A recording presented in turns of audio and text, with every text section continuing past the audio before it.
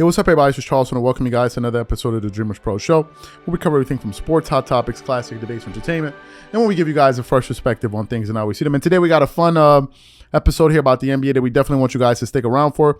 But before we get into it, please make sure you like the video and subscribe to the channel. Now, let me go ahead and get into this topic because I think it's going to be a lot of fun. So, as y'all know, Kevin Durant's legacy took a major hit after his former team in the Golden State Warriors went on to win another NBA championship, and this one without him. The moment that happened, Stephen Curry was just propelled ahead of KD, and all of a sudden the talk became, what has KD won without Stephen Curry? That was the first hit.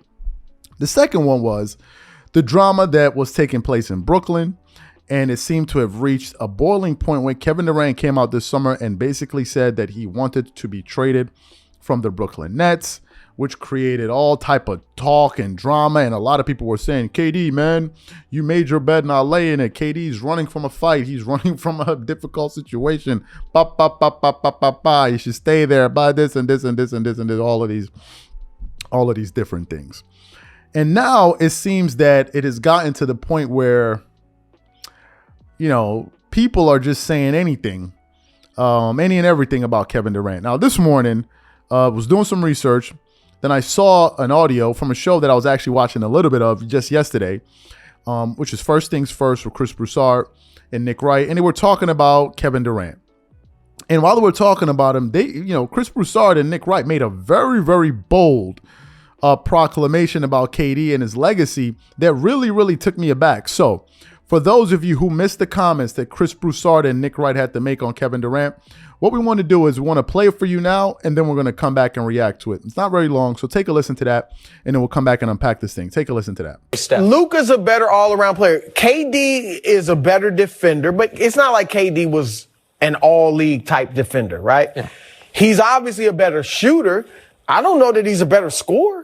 I mean, they both average about, Luka's at 26.7 for his career. KD's at 27.2. And Luka's is a little more efficiently, right? Luka's going to go up. Luka's just a better passer, controls the game more than KD does, a better rebounder. But you think, look, obviously KD has the titles, but KD has never led his own team to a championship. And I think Luka will do that. I totally agree multiple with that. times. And probably. So you and I both agree KD is, let's go conservative, one of the 20 greatest players ever. I don't have my list in front of me. Right now, probably right there in the low teens, right around there.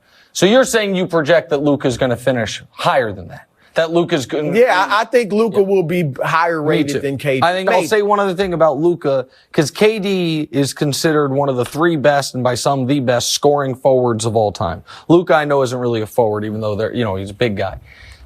We talked about this off the air. KD doesn't shoot enough threes. Right. It's, he actually takes kind of like dumb, his shot selection, dumb's the wrong word, an inefficient shot selection that is efficient because of his greatness. Luka ain't got that problem. You know what I mean? Right. Luka, it takes advantage of the math of the game, and his numbers are going to be dwarfed. Now, after listening to what they had to say with a critical ear, I'm not really clear about some of the points that they made. I think there's some holes in some of the points that they were making there, and I'll explain to you why. Listen, they said that Luka may end up having a better career and Luka is a better scorer than KD and all of that. I think that's just cuckoo talk, right? And I'll tell you why.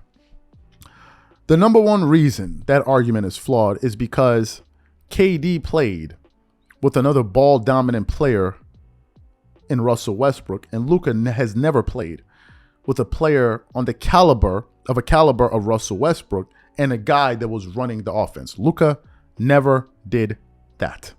Luka is the one that has the ball in his hand, and he dictates where the ball goes on the court. That's the first thing. The second thing is this. When Kevin Durant played with Russell Westbrook was attempting no less than 18 field goals a game. 18 shots a game. When Kristaps Porzingis was teammates with Luka Doncic for, I believe, 2 or 3 seasons, he was averaging about 15 field goal attempts. So given the nature of Kevin Durant's career, the fact that he was playing with a guy like Russell Westbrook, who was also scoring 20-plus points a game, I believe KD understood that, listen, since I'm not the one running the show, I need to focus on being a very efficient basketball player and maximizing my opportunities. And that's exactly what KD did pretty much for his entire NBA career. Kevin Durant has shot over 40% from the three-point line 4 times in his basketball career. 4 times. Luka has only shot, I think has never shot any higher than 35%. Just think about those 2 numbers for a second. Just ponder that. Now, if you also look at it from a free throw shooting percentage, which also has to do with scoring, because the more you maximize those points at the free throw line, the more points you're going to have, the easier it's going to be for you to score. Kevin Durant is making an average of 88 to 90% of his free throws in his career. And as a matter of fact, KD has never shot less than 85% from the free throw line in his entire NBA career. Luka has never shot above or shot at least 80%, not even one time in his career. Now, why am I bringing up these points? Because they're talking about scoring, right? So I want to dissect this argument a little bit more. Another thing that great scorers do is that they're able to play off the ball. Now, this is for the basketball heads watching this show. The people that don't know, they're going to be confused. That's why the best ISO players are also good at scoring without the ball in their hand while on the move. And I actually saw a video where Kobe was showing you how to get a shot within an offense, coming off of screens and all of these different things. And he said, this is actually how you score. And when it comes to that, Kevin Durant is amongst the best to ever play basketball. When it comes to that, you're talking about KD, you're talking about Michael Jordan, you're talking about Kobe Bryant, you're talking about who are up. Stephen Curry is another one that's very good at scoring without the ball and also with the ball. And these guys are elite scorers. Scoring is not just about having the ball in your hand and shooting. It's also about how can you get your shots within an offense so things can flow. And those guys can do it at a very high level. And usually when those guys catch the ball, they're very quick with their decisions. They're very decisive. They don't just sit there and dribble the air out the ball. They're very quick to get to their spot, pull up, raise up, whatever it is they're going to do, and score. So that's the other thing that we have to look at when we're talking about scoring. Now we're getting a little bit advanced. If some NBA fans don't understand what the hell I'm talking about, then you really don't understand. It means you're not paying close enough attention. You got to look at how these guys are generating their points, which brings us to Luka. Luka's very ball dominant, and he's not good at playing without the ball. Similar to LeBron. LeBron and Luka's effectiveness usually takes place when they have the ball in their hand. That's why he's struggling to play with another guy like Russell Westbrook that's not a good shooter. The reason he was able to play well with Kyrie Irving is because Kyrie Irving is a great outside shooter, right? LeBron, if Michael Jordan would be his teammate, he would be the guy.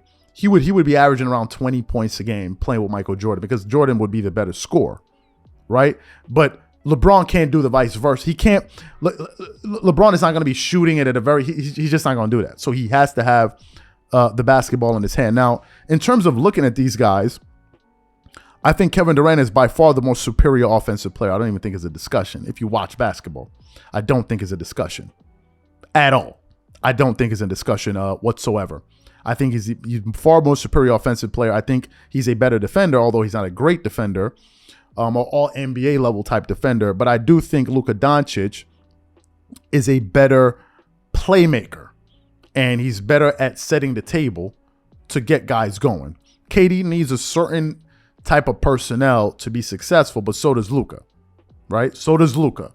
And I think that's important. It's important that we bring that out. Now, to the point about them maximizing the 3-point line and all of this stuff that they mentioned. Luka attempts way more threes than KD. I think Luka attempts around 7 to 8 threes a game. I think KD attempts around 4.5 3-pointers a game. But KD is going to make at least, this season he's down, but KD is going to make at least 38, 39% of his threes, right? And when you attempt a lot of threes and you don't make them, what ends up happening is that you actually start to hurt your team. That's what ends up happening. And especially when you're shooting threes, you're getting long rebounds, which leads to outlet passes and ignites the fast break even easier. So taking a lot of threes doesn't necessarily help you.